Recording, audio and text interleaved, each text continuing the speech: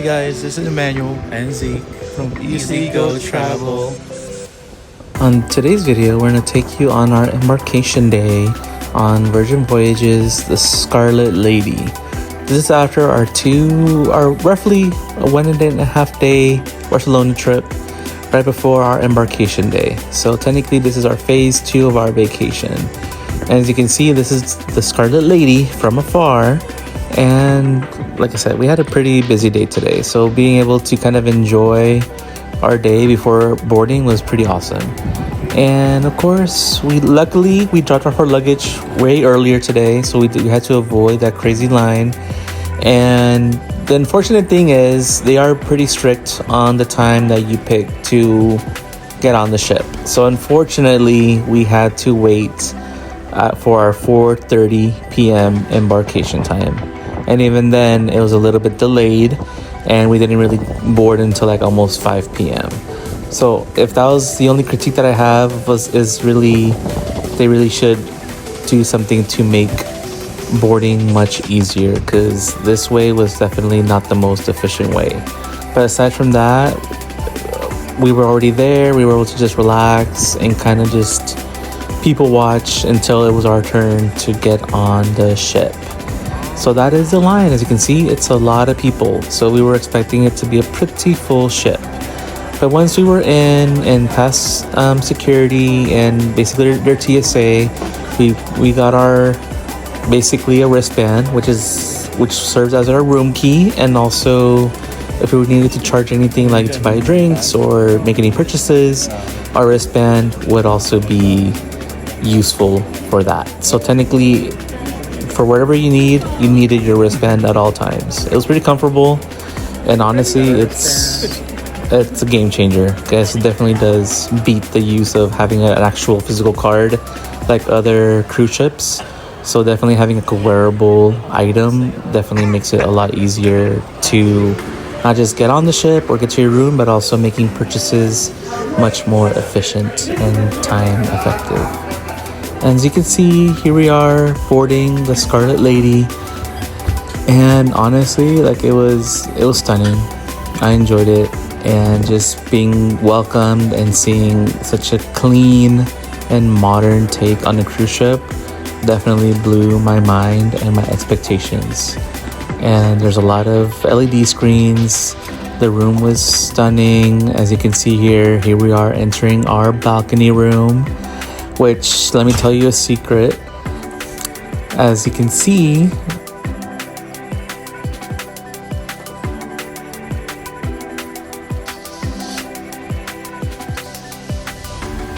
tell us the secret on getting this room. The secret was, it could have been luck, could have been it's a maybe not a fully booked cruise, and we ended up booking the guaranteed interior, and we ended up getting bumped up to the balcony, aka the terrace, as Virgin calls it. So basically we got a nice free upgrade with the balcony view instead of an interior.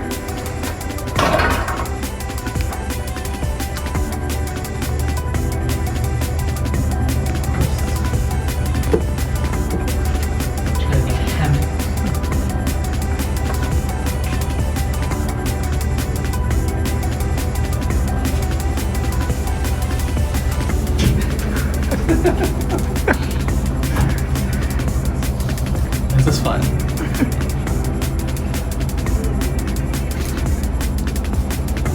Very comfortable. These chairs are in the way, but besides that,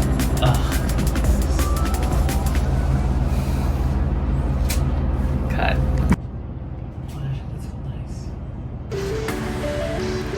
And here's another view from our balcony room.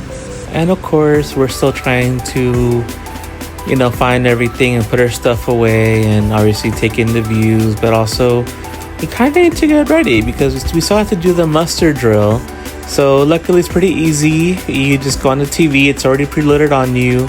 You watch the little movie and then you actually go to your muster station afterwards. So we did that. Here's a quick view of our bathroom. It's actually pretty spacious. It doesn't look as small as it looks, but it's actually pretty decent size. The shower was amazing. Tell us. And of course, How's the Emmanuel had to try the hammock because once, we have the balcony room, so might as well just use it because it's not available in all the staterooms, just the balcony rooms. So of course, we have to use it, and it looks nice. And of course, we had to go pretty quickly because we had to go to the sail away party. Given this cruise does leave the dock pretty late, so the sail away party was around maybe like 6 p.m. So the thing is, get here early. They give out free drinks, free champagne, and the party was pretty awesome. They have all the dancers there, and just a lot of alcohol flowing left and right. All the servers, waiters, just passing up glasses of champagne.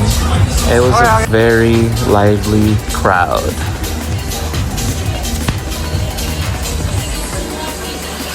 Yeah, you can see we're having a pretty good time. People are dancing and just enjoying themselves, and of course enjoying the complimentary champagne.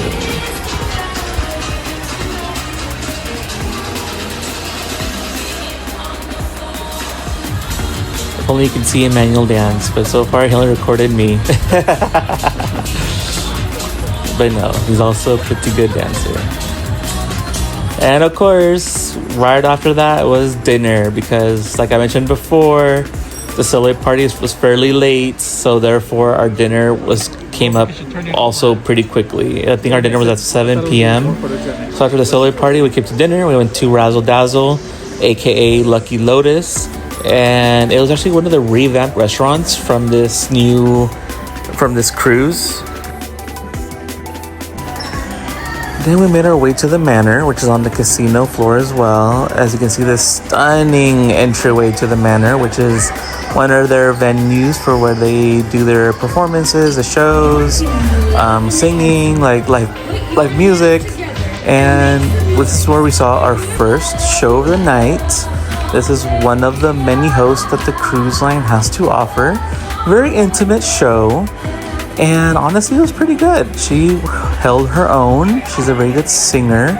And it was one of those interactive shows where they kind of pulled people from the audience to participate, almost very like game show-esque. And of course, we ended the show with a little slow dance. So that's what we ended the show. And shortly after a little break, we did gamble a little bit. We came back to the Manor again for a drag show. So every cruise line on Virgin Voyages has their own drag queen. And for us, this is the drag queen that this ship has. And it was actually a really good show. It was packed. We could not find seating. We were standing the whole time. It was fun. It was engaging. It's definitely a good show. Our first day of the cruise is actually jam-packed with so much activities. And towards the end, we try to explore the ship and get familiarized where things are. And we actually liked the vibe it was giving. It was fun, it was modern, and it was sleek, and like we're gonna be entertained for the rest of the ship's itinerary. And of course, there's live music everywhere you go. There's many bars, and that concluded our first night. We couldn't get to explore so much. We tried, but honestly, we were so tired that we just wanted to just relax. And here we are on our day 2, our sea day. And we ended up getting early. We came a little bit early, but apparently early enough to kind of finish exploring the ship. We passed through this cafe to get a little drink, to start the day off. And we had breakfast at the Wake at their steakhouse. So with how Virgin Voyages goes, there's only 2 restaurants that offer brunch, which is the Wake and Razzle Dazzle. So we were rotating. So this is the Wake. It was really good. The clam chowder, the eggs benedict, and a side salad I believe we got. It was honestly a really good brunch. And every restaurant has its own flair, its own vibe, and just the view was amazing. The food was amazing. Definitely high quality food. And here's one of the view of the ocean on our sea day. And once again, here I am on the hammock because, like, why not? It was so comfy. I just did not want to get off the hammock. And of course, the weather was perfect. It wasn't cold. It was just the right amount of sun. And yeah, it was really peaceful. And we just, after a nice brunch, you know, just kind of relax and wind down. But of course, we had to get ready for the first event of the day, which was drag bingo. And it was actually my first drag bingo. And it was pretty fun. It was engaging. It was lively. And of course, it was crowded. It attracted a lot of people. And the way that they did it was just fun, enjoyable. And for one lucky person, somebody won bingo on the first game. And it was Emmanuel. He did end up tying with somebody else. But at the end of the day, you know, first time we ever won something. Yeah, so we won about like $300. So we split it to like 41 or 44 each. So yeah, that was a fun game. It's a good bingo.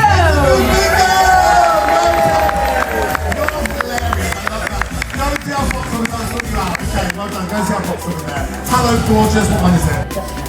And we watched another game show at the Manor. So like I said, the Manor is one of those venues where they have a lot of stuff going on at multiple times of the day and night. So it's one of those must-go places if you want to catch a show or a drink. And of course, you know, we see a swing, we must get on it, try it out. It's actually pretty comfy. So there's a lot of these like swings and lounge chairs, and you know, just how to, you know, enjoy it, try to relax. And later that night, we did catch a comedy show. It was okay. It wasn't the greatest show I've seen, but for the most part, you know, keeps us busy, keeps the routine going, and you know, just gotta check everything out the most that we can. So you know, we gotta see if we like it or not. And like I mentioned before, this ship is actually pretty big. There's a lot of venues. There's a lot of stops where you can sit down, relax, and grab a drink. So there's definitely a lot of seating for everybody. And there's some ice cream and a pizza place, and we didn't get to try it yet because we're still trying to explore and get familiar with the ship, but definitely we need to try the pizza and ice cream eventually.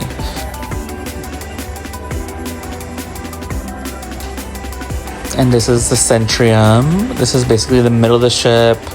It's fairly small, but you know, it's one of those places where you kind of tend to explore, and there's other like bars and whatnot. So but the plan for the night was going to the Test Kitchen.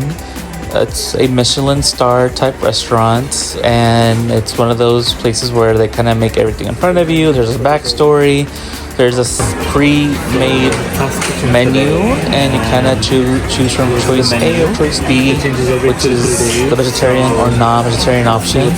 And Emmanuel will say more about this. Instead of the traditional menus, we receive a list of ingredients at the start of the meal. It's like a playful hint of what's to come. Each dish is surprise, artfully crafted to challenge conventional taste and techniques. Think unexpected flavor pairings, modern plating, and interactive presentation that make dining feel like a voyage in itself. One tip is to book this early. This is one of the most sought-after dining experiences on board.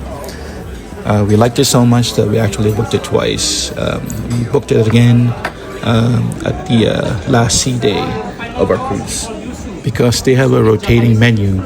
They have like 3 different menus for the rest of the cruise. And after dinner, we went to go catch a show at a different venue, the Red Room, where they had a much bigger production with a lot more dancers, and it was actually a really good show. We were so entertained. It was one of their better shows that they had, even though it's only day 2. But unfortunately, due to some technical difficulties, we could not finish seeing the show, and it kind of stopped at the last act.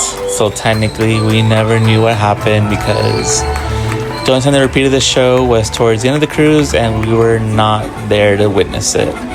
So At the end of the day, we went to the casino, gambled a little bit, and also went to the manor again to end the night because they were doing an 80s night. So it was a very nice little club scene and dance for a while, burn the calories off and kind of, just get the most out of the night and just relax and have fun.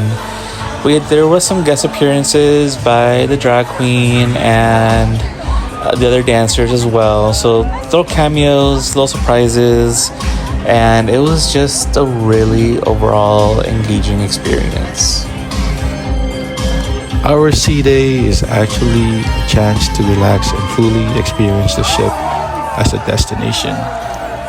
We actually took this time to explore the ship's amenities and activities and just simply relax by the pool, in a hammock, or in our balcony.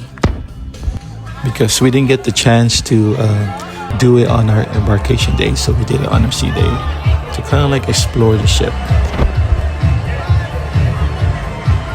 Of course, I didn't want to stay too late because the next day we were gonna be in Rome, so we had to get up bright and early, so we couldn't stay up all night.